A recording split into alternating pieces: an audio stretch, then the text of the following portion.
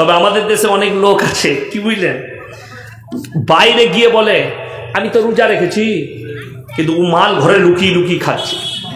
ঠিক বললাম না ভুল বললাম? কেন? পাছেও দেখবেন আমাদের দেশে ইফতারি পার্টি হয় না, হয় না? হয়। অমুক পার্টি অফিসে ইফতারি পার্টি, অমুক পার্টির তরফ থেকে ইফতারি পার্টি, রাষ্ট্রপতি ভবনে ইফতারি পার্টি। ওইখানে 100টার মধ্যে 80টা বেরোজগার থাকে, থাকে না? থাকে না? আর এমন টুপি লাগিয়ে বসবে মনে হবে একদম আব্দুল কাদের জিলানি। কি বুঝলেন? আর যখন ইমাম সাহেব দোয়া করছে আর মনে মনে ভাবছে শালা এখনো আজান দিলে না, বে চালিয়ে দিতাম, পালিয়ে দিতাম। এই হচ্ছে মালের উদ্দেশ্য। আর একজন রোজদার, কেন বললাম লাআল্লাকুম তাত্তাকুন, তোমরা যখন সিয়াম পালন করবে, আল্লাহর ফরজ ইবাদত পালন করবে, আল্লাহ তোমার তাকওয়াকে বাড়িয়ে দেবে। কখন? যখন সামনে কি রাখা থাকবে? ইফতারি। আর হুকুমের ইন্তজার করবে যে আল্লাহর হুকুম না হওয়া পর্যন্ত আমি এই ইফতারিতে মুখ লাগাবো না। আল্লাহ তোমার খাবারে বরকত দেবে, তোমার তাকওয়ায় বরকত দেবে। জোরে বলুন সুবহানাল্লাহ। বাংলাদেশের ছাত্ররা নতুন দল গঠন করেছে, জাতীয় নাগরিক পার্টি। এ নিয়ে কিছু বলুন। শুনেলেন? ছাত্র আন্দোলন। আজকে পড়াশোনার মান ভারতবর্ষ নয় পৃথিবীতে নষ্ট হয়েছে সব দেশে একটাই কারণে, যখন স্টুডেন্টরা রাজনীতিতে যুক্ত হয়েছে। আপনারা জানেন আমাদের পার্শ্ববর্তী একটা দেশ আছে যার নাম হচ্ছে চাইনা। নাম শুনেছেন না শুনেননি? চাইনা। গত 7 বছর আগে চাইনার একদল স্টুডেন্ট, কলেজ স্টুডেন্ট, তারা সরকার জিনপিং সরকারের বিরুদ্ধে আন্দোলন করেছিল। জিনপিং সরকার তার প্রশাসনকে অর্ডার দিল বিএসএফ কে গুলি চালিয়ে গুঁড়িয়ে দাও, বুলডোজার চালিয়ে দাও, ট্যাঙ্কার দিয়ে গুঁড়িয়ে দিল। আমেরিকা চোখ রাঙালো। জর্জ ডব্লিউ বুশ সে বললে, শোনো, ছাত্রদের উপরে তুমি আঙ্গুল তুলেছ, তোমার রেহাই নাই। চাইনার জিনপিং সরকার বললে, শোনো, এটা আমার অভ্যন্তরীণ ব্যাপার, এখানে নাক গলাতে এলে যুদ্ধ করতে হবে। চাইনাই সব থেকে টেকনোলজিতে এখন আগে কে? চাইনা। তার কারণ একটাই, ছাত্রদিকে স্টুডেন্টের মতো রাখতে দিয়েছে। আজকে জানেন আরজি কর কাণ্ডে যে মেয়েটা এখনো পর্যন্ত সে কি পেল না? কিছুই পেল না। যারা আন্দোলন করছিল দিনের বেলায় আন্দোলন করছে আর রাতের বেলায় হোটেলে গিয়ে তারা মদ আর মাংস খাচ্ছে। আমার কাছে ভিডিও ক্লিপ আছে, একজন আর্টিস্ট বগল কাটা ব্লাউজ পরে জামা পরে আন্দোলন করছে আর রাতের বেলা গিয়ে মদের পার্টি করছে। এটা আন্দোলন? আর আমি বলছি শোনো, আন্দোলন কাকে বলে? একবার খালি বলে দাও, কোরআনের আইন যদি 24 ঘন্টা চালু করা হয় ভারতের মাটিতে, একটাও ধর্ষণকারী টিকবে না, একটাও চোর থাকবে না, একটাও ব্যভিচারী থাকবে না, একটা পরকীয়া থাকবে না। আপনি কি করে রুখবেন? ভারতের সরকার সুপ্রিম কোর্ট রায় দিয়েছে পরকীয় লিগেল এই ভারতের মাটিতে। যে বাংলাদেশে মুসলিম মেয়েরা ন্যাংটো হয়ে আন্দোলন করে যে আমরা স্বাধীনতা চাই, পাক স্বাধীনতা চাই, আমরা যা ইচ্ছা তাই পোশাক পরবো, সেই দেশের উন্নতি কি করে হতে পারে? যে দেশে আলেমরা স্টেজের মধ্যে বেজ্জতি হয়, আলেমদিকে একটা সাধারণ লোক এসে বেজ্জতি করে, কেমন করে সেই দেশের উন্নতি হতে পারে? আপনারা ইমানদারির সঙ্গে বলুন তো। আমি আমার জীবনে 18টা বছর জলসা করছি, গোটা পশ্চিম বাংলা নয়, গোটা ভারতবর্ষ জুড়ে, তথা বোম্বাই, গুজরাট, তথা ত্রিপুরা, আসাম, মেঘালয়। আমি হায়দ্রাবাদে জলসা করেছি, ইন্দোরে জলসা করেছি। ইন্দোরে যখন জলসা করতে গেছি আমি প্রথমবার, তখন আমার নামে থানায় অভিযোগ হয়েছে এই বক্তা ওহাবি বক্তা, এই বক্তা বাংলাদেশি বক্তা। আমার জন্য বাংলাদেশি তাকমা পর্যন্ত দিয়েছিল কারা? এক শ্রেণীর জিলাপি হুজুর। এই মালকে ইন্দোরের মাটিতে জলসা করতে দেওয়া যাবে না।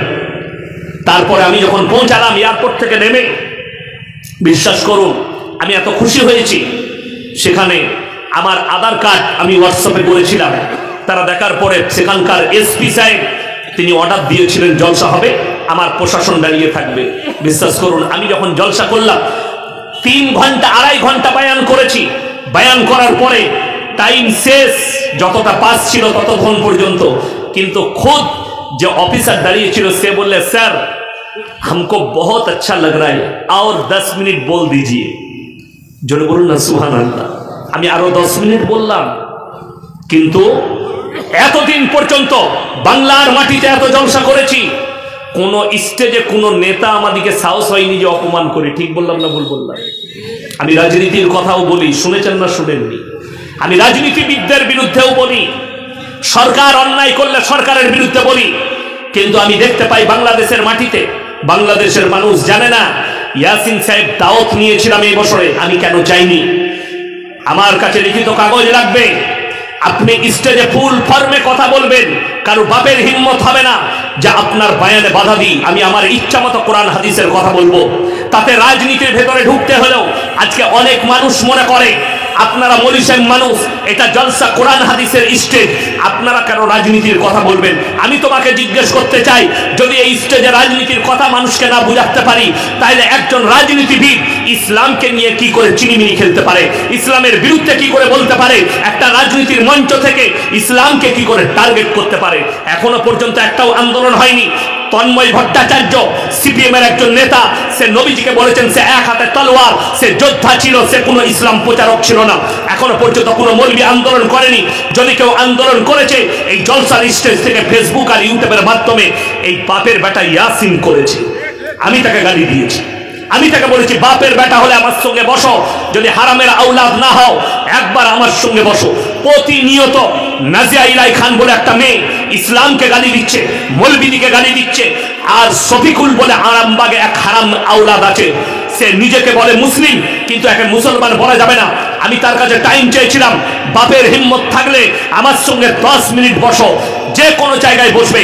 আমার 100টা ইউটিউবার থাকবে, তোমার যত বড় দালাল মিডিয়া আছে ডাকবে, আমি 10 মিনিটের ভেতরে প্রুফ করাবো ওটা কাফের, ওটা মুশরিক, ওটা বেঈমান, এ মুসলমানই হতে পারে না।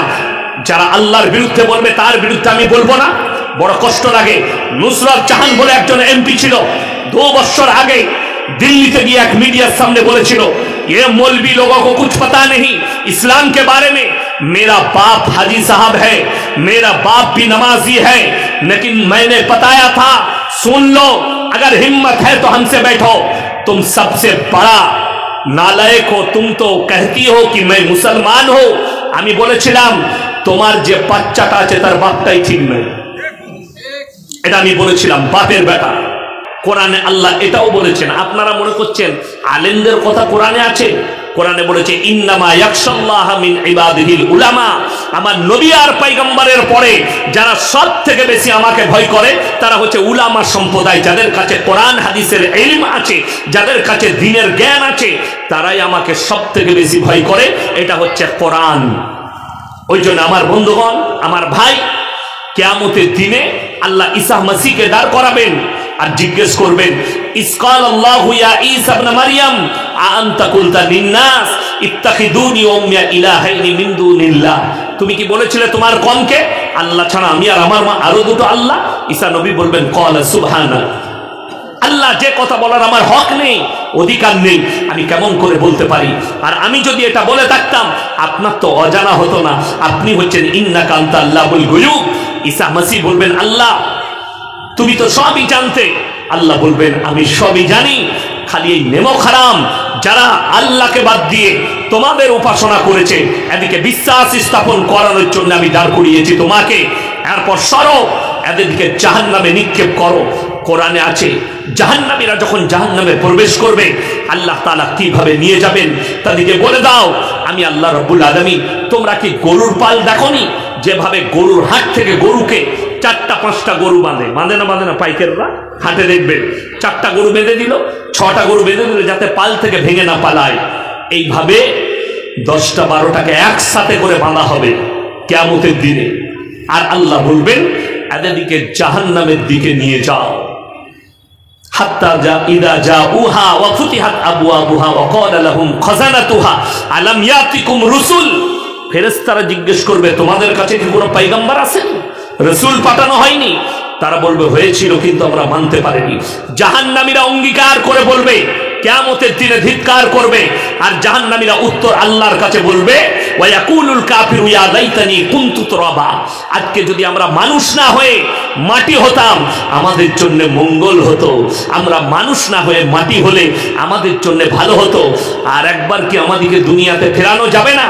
আর একবার ফিরিয়ে দাও আল্লাহ, আমরা নামাজ পড়বো, রোজা রাখবো, তোমার দিনের ইবাদত করে আসবো, কিন্তু সেদিনে আর কোনো রাস্তা থাকবে না।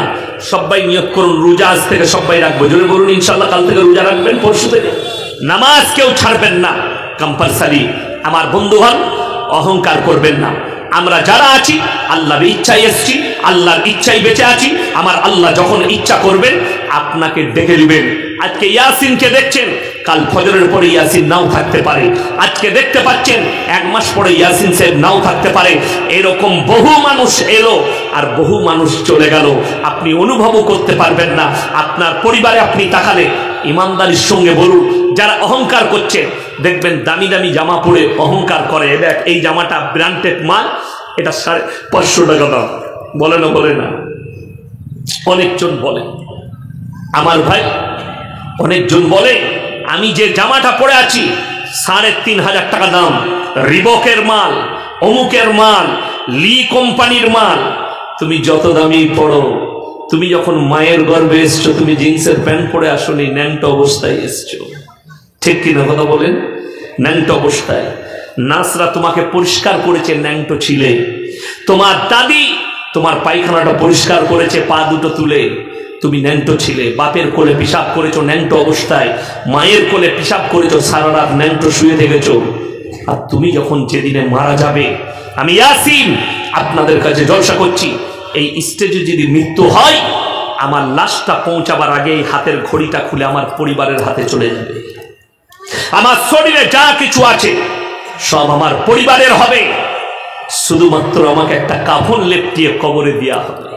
তাহলে ভেবে নেন, কবরে কাজে লাগার মতো কোনো জিনিস আমাকে নিয়ে যেতে হবে। আল্লাহ তাআলা ওই জন্য বললেন, ইন্না জাআলনা মা আলাল আরদি জিনাতাল লাহা লিনাবলুয়াহুম আইয়ুহুম আহসানু আমালা। আমি এই পৃথিবীটাকে সুসজ্জিত করেছি আমার বান্দাদের জন্য। আমি আমার বান্দার কাছে খালি একটা জিনিস চাই, জোরে বলুন সুবহানাল্লাহ। আল্লাহ কি চেয়েছে? এটা কোরআন। আল্লাহ বললেন সূরা কাহাফের আয়াত, আমি খালি একটা জিনিস চেয়েছি, সেটা হচ্ছে নেক আমল। বদ আমল নয়, নেক আমল করে নিয়ে আসো। নেক আমল কাকে বলে?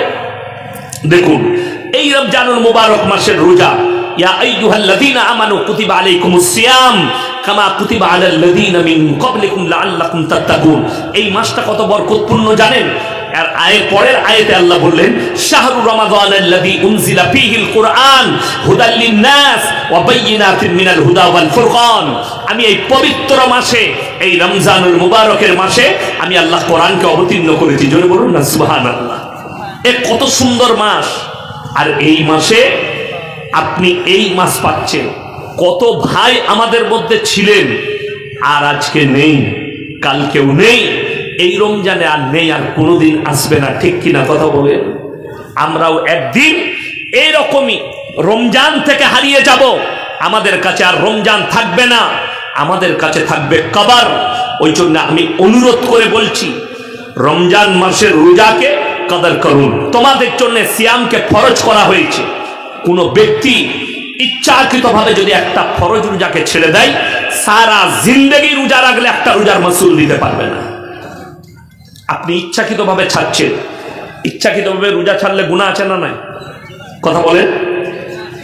আপনি ইচ্ছাকৃতভাবে কোনো কারণ নেই রোজা ছাড়ছেন, আর যদি বলেন আমি অসুবিধা নেই, অনেকজন এই রোজার মাস এলে একটা ভালো দিক, আমাদের কিছু লোক আছে তারা ঠিক এক সপ্তাহ আগে থেকে মৌলী সাহেবকে বলে, পাড়ার লোককে বলে, আমার তো খুব ঝামেলা। কেন রে? ডাক্তারে বলেছে রোজা রাখতে পাবি না। ও ঠিক রিপোর্টটা বার করে নিয়ে আসবে, পেটে পাথর হয়েছে, নাহলে এই হয়েছে। দুঃখটা কোথায় জানে? আমার একজন সম্পর্কে ভাই হয়, ফুপুই তো ভাই, তো আমরা বাপ বেটা মাদ্রাসায় বসে থাকি সকালে। তো সে ঠিক 2 বছর আগে রোজা রাখবে না বলে এক সপ্তাহ আগে এসে বলছে, ডাক্তারে না আমাকে ভাই মানা করেছে, পেটে পাথর হয়েছে। আমরা অসুবিধা কিচ্ছু নাই, কোরআনে কি আছে? ফিদিয়াতুন তাআমু মিসকিন, তোমরা অসুস্থতার কারণে রোজা রাখতে না পারলে তোমরা ফিদিয়া দেবে মিসকিনকে। এই গ্রামটায় আসার জন্য একটাই রাস্তা না আরো রাস্তা আছে? কথা বলে না? অনেক রাস্তা আছে। আমি তো এই দিকে এলাম, এইদিকে কালিয়াচক হয়ে আসা যাবে না? যাবে না? যাবে। তাহলে রাস্তা একটা গ্রামে ঢোকার অনেক আছে। আপনি যদি বর্ধমান যেতে চান, মোরগ্রাম হয়ে যাওয়া যাবে, বাদশাহী রোডে 5 গ্রাম হয়ে যাওয়া যাবে, কাটুয়া ঘাট পেরিয়ে যাওয়া যাবে, কৃষ্ণনগর হয়ে যাওয়া যাবে, সিউড়ি হয়ে যাওয়া যাবে। অনেকগুলো রাস্তা আছে বর্ধমান যাবার। তো তুমি যদি বলো আমি অসুস্থতার কারণে রোজা রাখতে পারবো না, তোমাকে ফিদিয়া দিতে হবে মিসকিনকে। পাড়ায় যে গরিব মিসকিন আছে, তোমার যে খরচ, আমি তাকে বললাম তোর কোনো অসুবিধা নাই, এক কাজ করবে ভাই, তুমি ফিদিয়া দিবে, মাদ্রাসায় আমার তালবিল ইলম আছে, ফিদিয়াটা তুমি পাঠিয়ে দিবে। কত লাগবে ভাই? আমি বললাম তুই কিরকম খাস তুই জানবি। তো বলে আমি যা খাই মোটামুটি 150 টাকা দিনে লাগবে। আমরা তুই দিয়ে দিবি, ইফতারি, সেহরি, রাতের খাবার 150 টাকা। তো মাসে কত হচ্ছে? 1 মাসে 30টা রোজায় 4500। প্রথম দিনই সেহরি খেয়ে ফজরের নামাজ পড়তে চলে এসছে মাদ্রাসার মসজিদে। আমি ওকে দেখি, কারণ তুই যে বললি রোজা রাখতে পারবো না। না ভাই যা হবে রেখে দেবো, ওই যে পয়সা বলেছি, পয়সার নাম বাবাজি। কথা বুঝতে পারেননি? পয়সা।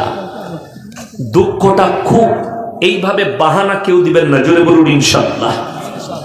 অনেক মায়েরা মনে মনে করে, স্বামীদিকে বলছি তোমরা রমজান মাসে জালিম হইও না। জালিম মানে জানেন? অনেক স্বামী অসুস্থ হোক কিংবা বিনা কারণে হোক রোজা রাখেনি, বাদ দিন, রোজা রাখেনি, স্বামী কিন্তু, স্ত্রী কিন্তু দিনদার, তিনি রোজা রেখেছেন। তো অনেকজন মনে করে, মায়েরা মনে মনে করে আমি রোজা রেখেছি, তরকারি রাঁধছে, স্বামী দুপুরে খাবে, হারামখোর, রোজা রাখেনি, কিন্তু রাঁধতে হবে তার জন্যে, রাঁধছে।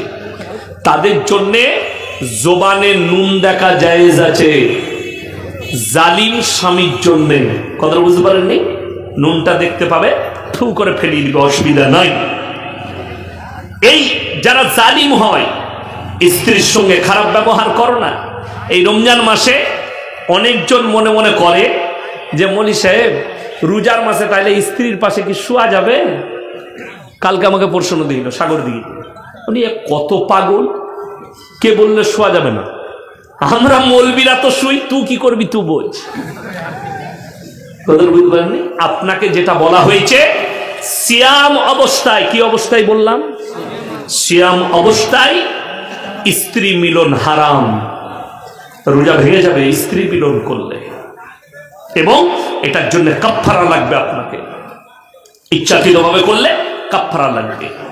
আমার ভাই, আপনি মাগরিবের নামাজ পড়লেন, এশার নামাজ পড়লেন, তারাবি পড়লেন, সেহরির আগে পর্যন্ত আপনি স্ত্রী মিলন করতে পারেন, কোনো বাধা নেই। তবে সেহরি খাবার আগে ফরজ গোসল করে নিতে হবে। কথাটা বুঝতে পারলেন না? পারলেন না? এরপর কারোর বাড়িতে গোসল করার ব্যবস্থা নাই, সুযোগ নেই, সে আপনি নিজে বুঝে করবেন, এটা আপনি কি করবেন ওটা আপনার ব্যাপার। এরপর কেউ যদি বলে রমজান মাসে অনেকজনের স্বপ্নদোষ হয়, হয় না? হয় না?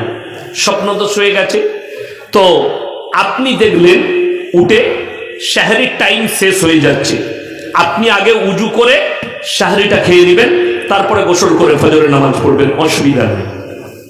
ঠিক আছে? হ্যাঁ। কেউ যদি স্ত্রী মিলন করে নেন, আর যদি ঘুম থেকে উঠে দেখেন আর টাইম নেই, সেহরি খাওয়াটা হচ্ছে সুন্নাত, আর সেহরির মধ্যে আল্লাহ বরকত রেখেছেন।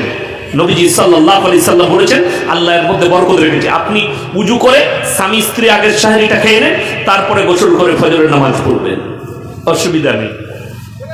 আমার বন্ধুগণ, আমার মা, আমার বোন, কেউ ইচ্ছাকৃতভাবে রমজান মাসে রোজা, এই রমজান মাস হচ্ছে ইবাদতের মাস।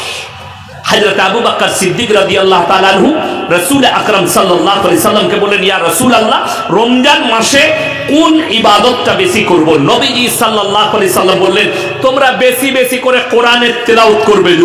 সুবহানাল্লাহ। কেন? এক একটা হরফে 10টা করে নাকি, জোরে বলুন।